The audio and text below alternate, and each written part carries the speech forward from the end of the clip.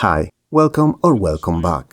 When video games push the envelope, they can spark headlines instead of high scores. From arcade cabinets to living rooms, a handful of titles cross the lines of taste, decency and even the law, at least for the time they're released in, triggering protests, store bans and congressional hearings.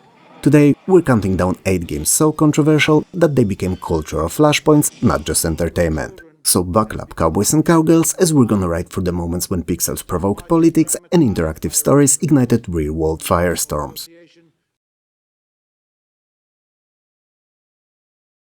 Back in the late 1982, Mystic unleashed Custer's revenge on the Atari 2600, and that started a thunderstorm like no other. You guide a near-naked General Custer past rain of cartoon arrows toward a Native American woman tied to a cactus. Imagine the scars on her back.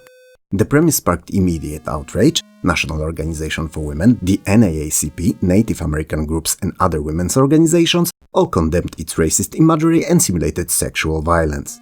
Even though it was barely few pixels in size, it was way too much for the public of 1982 to handle.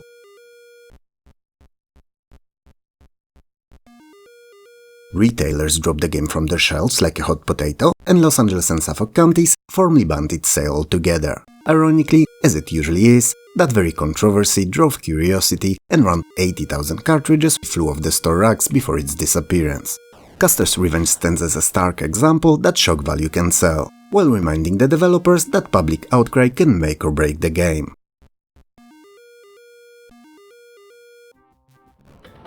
When id Software released Wolfenstein 3D in May of 1992, it wasn't just a killer breakthrough for the first-person shooters or genre-establishing title.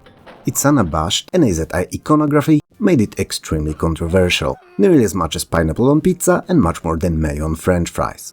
You blast through swastika-emblazoned corridors, dodge SS troopers, and even face off against pixelated Adolf H.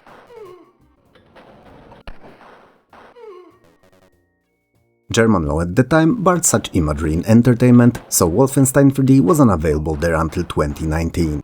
Collectors and those hungry for adrenaline-fueled FPS action paid premium for imported floppy copies. In the US and most of Europe, PC gamers got the uncut version, no censored builds, no recall, and definitely no Senate hearings just for Wolf 3D. Its success and shock factor helped spark up the broader conversation about interactive violence and historical symbols, paving the way for mature-rated titles and thoughtful debate on digital World War II portrayals.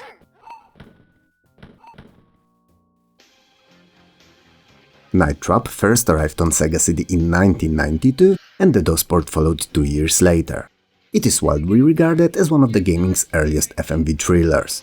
Its gameplay comprises of switching between hidden cameras and springing traps to protect a group of teen girls from vampiric creatures known as ogres of blood. Despite only mild on-screen PG-13 levels of partial nudity, which, truth be told, was more than enough to spark up imaginations of teens at the time, triggered raging firestorm in 1993 when Senators Lieberman and Cole held hearings on video violence.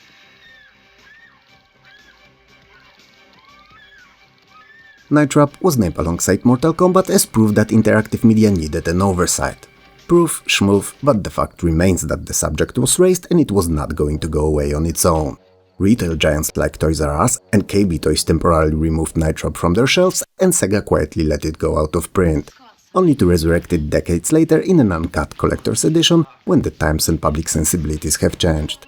Its legacy? A direct line to today's rating system and a reminder that even pixelated suspense can spark real-world politics.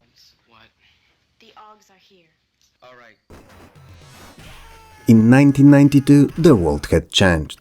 Mortal Kombat exploded in the arcades with digitized fighters and bone-crunching fatalities. You could literally watch your opponent's spines ripple out and their still-breathing hearts being torn out of their chests. And for impressionable teens hungry for more games like Street Fighter, it was peak fun. Mortal Kombat's homeports added fuel to the already burning in the American Congress fire, and discussions about violence in video games became a serious subject. Sega's Genesis release kept the Crimson Carnage intact, unlockable via code that you can see on your screen now. You're welcome.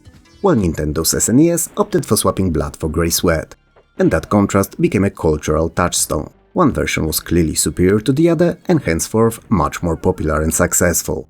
PC owners received unaltered and near one-to-one conversion from the arcades, and it's to this day considered as the ultimate homeport of the game. When experts, parents and politicians seized on MK's gore during the same Senate hearings that spotlighted earlier mentioned Night Trap, the gaming industry felt the heat rise. Within months, the ESRB was created and rolled out teen and mature ratings. Today, Mortal Kombat's impact is clear. Modern fighters were clear rating labels, all thanks to those fateful pixelated blood splatters.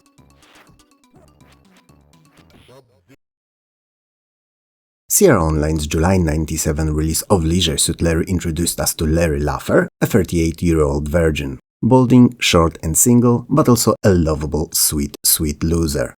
Tasked with wooing 4 completely different women across a seedy, pixel art game world scenes, Larry's cheesy pickup lines and wink-wink jokes pushed the envelope for humor in games. Was it a highbrow humor?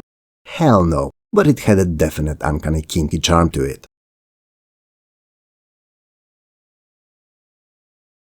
Some conservative retailers quietly shelved Larry floppy disk behind the counter, worried about its adult themes. Which from perspective of time is quite funny, because today it would be displayed along any other games, with no one really caring what's inside as long as the correct label would be firmly stuck on top. Sierra did not give in, however, and they leaned into the clever ads.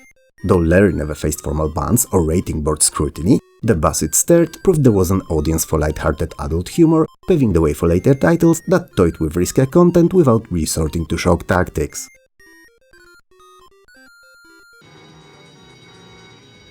In late 1997, DMA Design, now known as Rockstar North, introduced Grand Theft Auto on Windows and PlayStation. An open-world top-down sandbox romp, it let players carjack vehicles, mug pedestrians, spread wanton destruction, and evade pixel police. All set to simple music and sound effects, underscoring your truly chaotic exploits.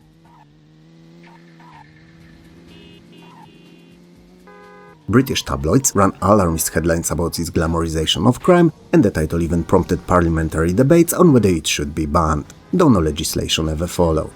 In North America, the PC and PlayStation editions published in early 1998 were rated M for mature by the ESRB, marking GTA one of the first major PC titles to carry that warning.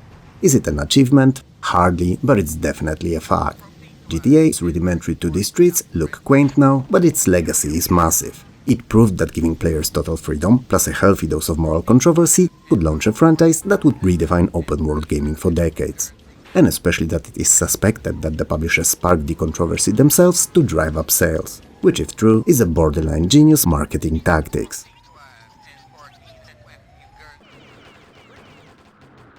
Running with Scissors is an amazing name for the company, and also a developer that dropped Postal in 1997, daring players to unleash unhinged violence on innocent civilians, ostriches and even cops and soldiers. The satirical premise, go Postal taken literally, made censors cringe. Australia's classification board initially refused to rate the game under MA15+, effectively banning it down under, until R18+ category arrived in 2013, which was years after anyone cared for it. The US Postmaster General even penned a formal letter protesting the title, and while no reply followed, the move was definitely noteworthy.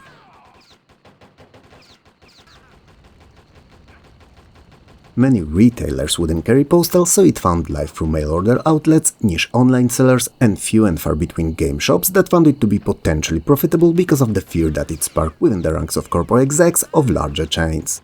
Despite, or because of that, Postal spawned a cult following, multiple sequels, and even UV Ball live-action film.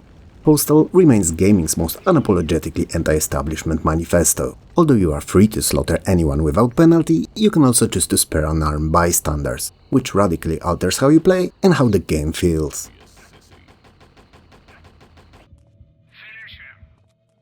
In November 2003, Rockstar unleashed Manhunt on PS2, with Xbox and Windows ports following in 2004. It's a third-person stealth horror game that turned the camera on grisly executions. As James L. Cash, you lurk in dark alleys of Custer City, executing foes using tiered brutality moves, from strangulation to dismemberment, while a sadistic, disembodied director guiding you via earpiece films every kill for an illicit snuff film. Sounds like a screenplay for a movie, but it was all for the game.